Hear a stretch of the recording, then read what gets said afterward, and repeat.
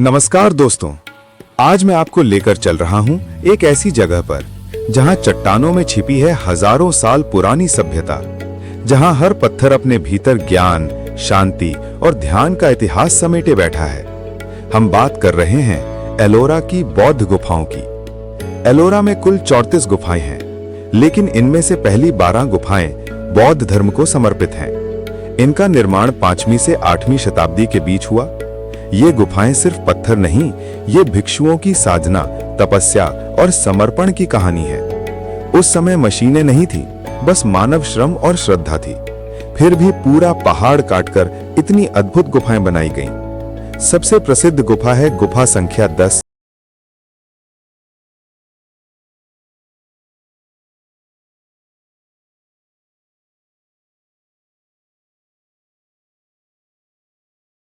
तीन मंजिला है।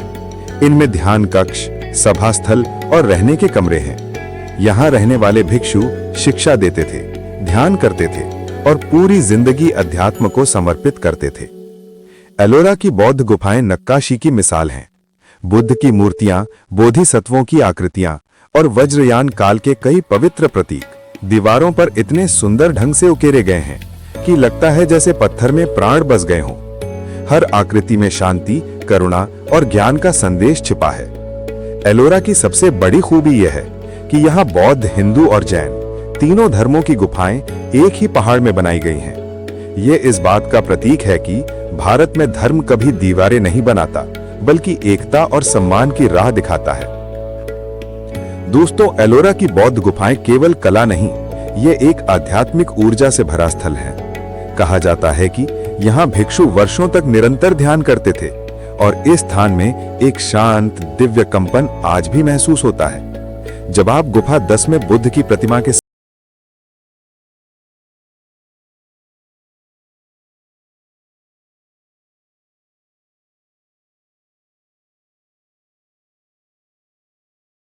पर असर करती है। जिस तरह से बुद्ध को ध्यान मुद्रा में दिखाया गया है, वो हर आने वाले व्यक्ति को शांति, धैर्य और करुणा का संदेश देता है।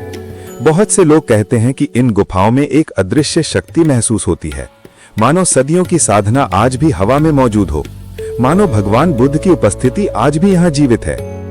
आज एलोरा एक यूनेस्को विश्व धरोहर स्थल है। हर साल लाखों लोग यहाँ आते हैं और इस स्थान की ऊर्जा और भव्यता को महसूस करते हैं। भारतीय पुरातत्व सर्वेक्षण इन्हें संरक्षित कर रहा है ताकि आने वाली पीढ़ियां भी इस महान धरोहर से प्रेरणा ले सकें। तो दोस्तों, एलोरा की बौद्ध गुफाएं हमें सिखाती हैं कि शांति बाहर नहीं, हमारे भीतर जन्म लेती है और ज्ञान वहीं मिलता है जहां मन शांत हो जाए। अगर आपको ये आध्यात्मिक यात्रा पसंद आई हो तो वीडियो को लाइक और शेयर जरूर करें। और हाँ, ऐसी ही देवी देवताओं की कथाएं, धार्मिक इतिहास और